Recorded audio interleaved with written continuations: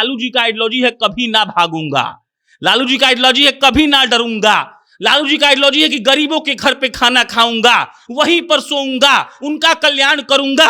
तेजस्वी जी का आइडियोलॉजी क्या है? भाग जाऊंगा, सो जाऊंगा, गायब हो जाऊंगा, लापता हो जाऊंगा।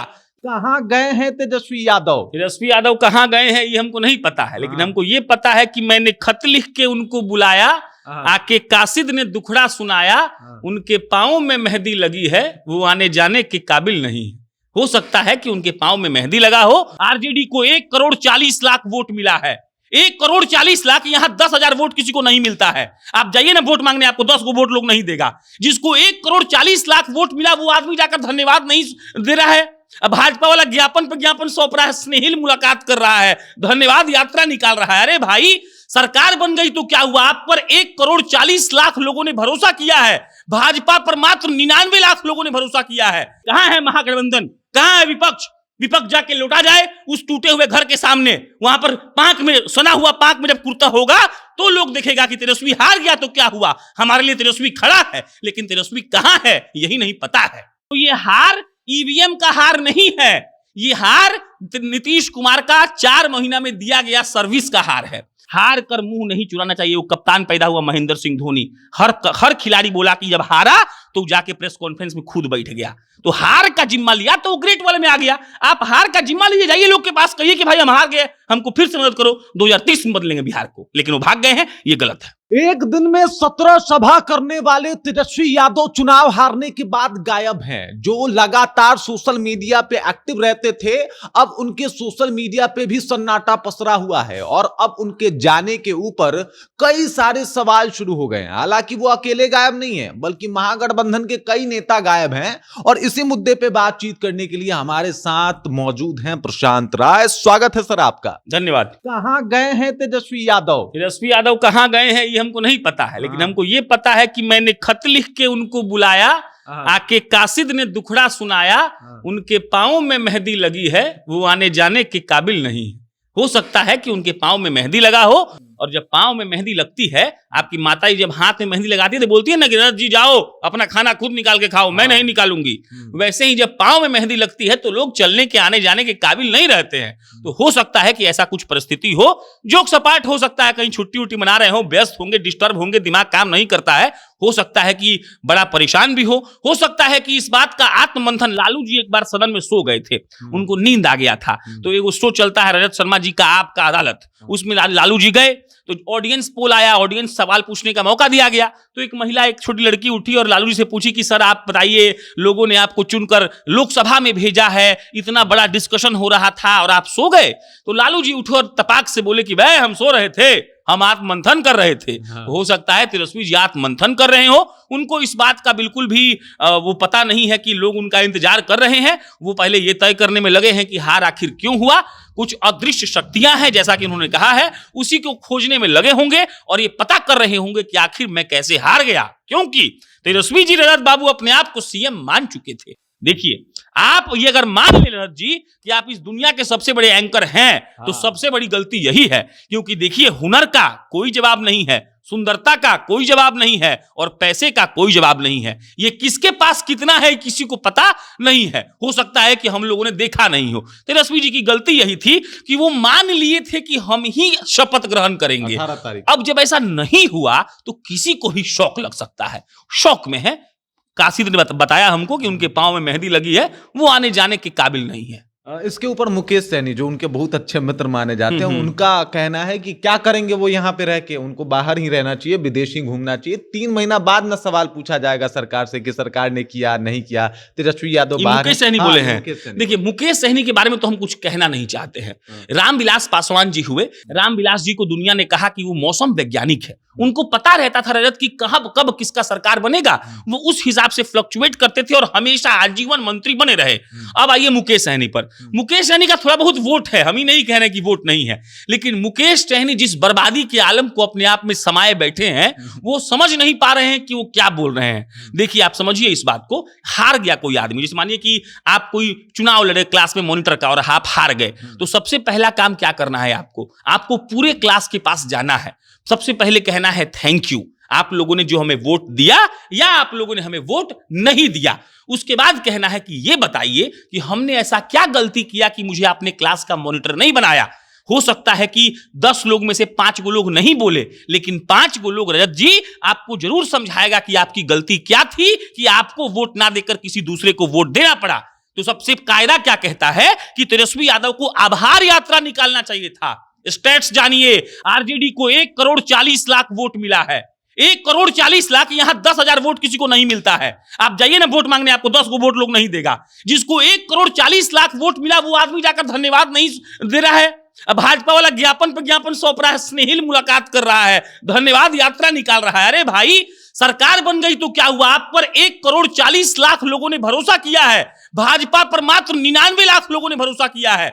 सोचिए आप, भाजपा जैसी सबसे बड़ी पार्टी को मात्र 99 लाख वोट मिला है, लेकिन आपको इतना वोट मिला और आप नहीं जा रहे हैं। लोग क्या समझेगा? लोग समझेगा कि आप सिर्फ अपने स्वार्थ के लिए राजनीति करने आए थे।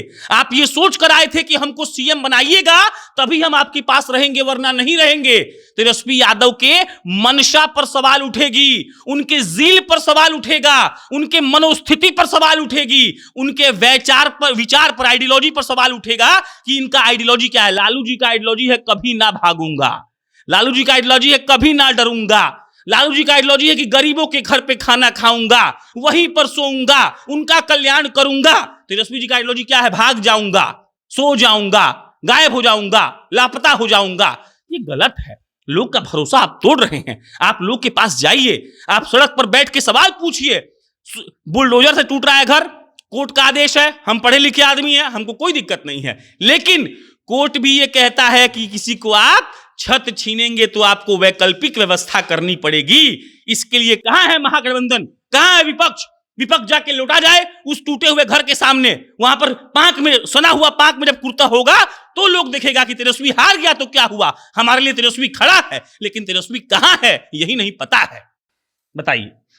ये तो बड़ा समस्या है। अच्छा, अभी आप जिस तरीके से जो जीत हुआ और जो हार हुई उसमें कई दफा इस बात को भी लगा और तेजस्वी यादव के मन को इस वजह से भी ठेस पहुंचाई कि भाई चुनाव आयोग हेर फेर किया है, इस वजह से हारे हैं, और जब तक चुनाव आयोग साथ देगा ऐसे तो हम कभी जीतेंगे नहीं। एक ये भी वजह बताया जा रहा है भागने का। आपको क्या लग रहा है? देखिए, हमको तो लगता है पहला बात कि इन लोगों के पास अगर पैसा है तो पता नहीं ये लोग अच्छा टीम का है नहीं हायर कर रहे हैं।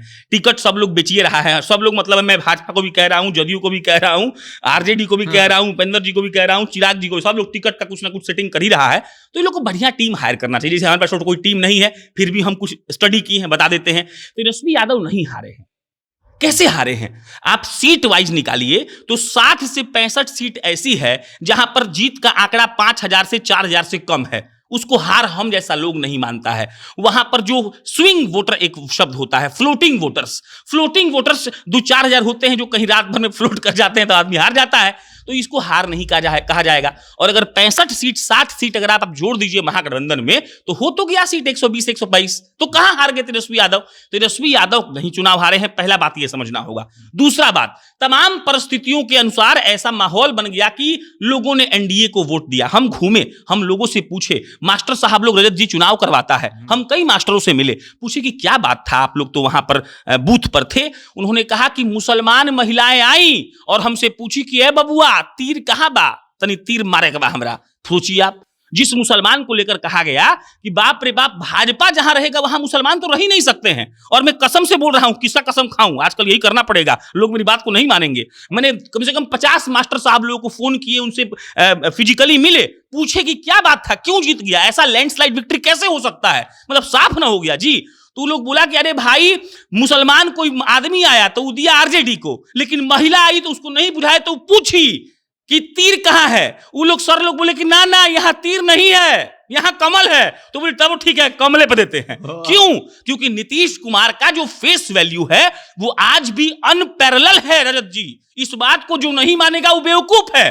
तो ये हार ईवीएम का हार नहीं है, ये हार नीतीश कुमार का 4 महीना में दिया गया सर्विस का हार है। 4 महीना में रोज 2 चीज नीतीश कुमार दिए। अरे पत्रकार को दिए हैं भाई, हमको भी तो दे दिए।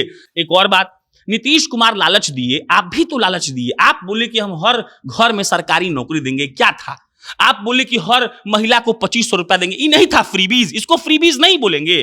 तो नीतीश कुमार अगर गलत है इस लॉजिक से, तो तेजस्वी यादव भी गलत है। हम ये कह रहे हैं, हम ये नहीं कह रहे हैं कि नीतीश सही है या तेजस्वी सही है, या नीतीश गलत है या तेजस्वी गलत है। अगर सही है तो दोनों है, गलत है तो दोनों है। आपने भी झांसा दिया 2500 रुपया हर महीना देने का, और आप तो हर महीना दे रहे थे। मगर आप जोड़ लीजिए कितना रुपया हुआ। तो इस हिसाब से इसको ऐसे समझिए आप रजत जी कि सरकार चलती है लोगों से वादा करने पर, लोग भरोसा करते हैं तो वोट देते हैं। ईवीएम ओवीएम का चक्कर में मैं नहीं पड़ता हूं। मैं बस इतना जानता हूं कि तेजस्वी यादव का गायब होना खल रहा है, और इसीलिए खल रहा है क्योंकि लोगों को विश्वास था कि तेजस्वी यादव आएंगे। युवा लोग apart from their caste, creed, religion, they were believing him, और उनको लग रहा था कि तेजस्वी आएगा तो बदलाव होगा। बट तेजस्वी यादव कहां है? तेजस्वी यादव नहीं है। ईवीएम को दोष बिल्कुल मत दीजिए। आप में इतनी काबिलियत होती तो आप सड़क पर आकर प्रदर्शन कर रहे होते, आप लड़ रहे होते। अच्छा, तेजस्वी जी आज तक पिछले 8 साल में रजत जी कितना बार बोले होंगे कि ए हम लालू जी का बेटा हैं, लालू जी हार मानते हैं का? 100 बार बोले हैं, कम से कम 100 बार। तो लालू जी के बेटा जब हार नहीं मानते हैं तो लालू जी के बेटा कहां भाग गए? लालू जी के बेटा को नहीं भागना चाहिए। लालू जी के बेटा को सड़क पर उतरकर संघर्ष करना चाहिए। लालू जी के बेटा को अरे अगर आपको लगता है कि अदृश्य ताकत ने आपको हराया तो जाके अपने वोटर को कम से कम यही बता दीजिए ना। अगर रजत जी आप हमको वोट दे रहे हैं तो हम आपके पास आएंगे ना जी कि देखो भाई हम हार गए, ये वजह रहा होगा, लेकिन आपका थैंक यू कि आपने हमको वोट दे दिया। ये काम करने में उनको क्या दिक्कत है? तो इससे क्या होता है? क्रेडिबिलिटी कम होता है। हार कर मुंह नहीं चुराना चाहिए। वो कप्तान पैदा हुआ महेंद्र सिंह धोनी, हर खिलाड़ी बोला कि जब हारा तो जाके प्रेस कॉन्फ्रेंस में खुद बैठ गया। तो हार का जिम्मा लिया तो वो ग्रेट वाले में आ गया। आप हार का जिम्मा लीजिए, जाइए लोग के पास, कहिए कि भाई हम हार गए, हमको फिर से मदद करो, 2030 में बदलेंगे बिहार को। लेकिन वो भाग गए हैं, ये गलत है। तो भाई साहब, तेजस्वी यादव का भागना सबको खल रहा है। सब लोग ढूंढ रहे हैं कि आखिरकार तेजस्वी यादव ऐसे मौके पे कहां गायब हैं। आपको क्या लगता है? बाकी प्रशांत जी की बातें सुन के आपको क्या लगता है? कमेंट करके अपना विचार जो हम तक जरूर पहुंचाइएगा। आप देख रहे हैं जनता जंक्शन और मेरा नाम रजत है।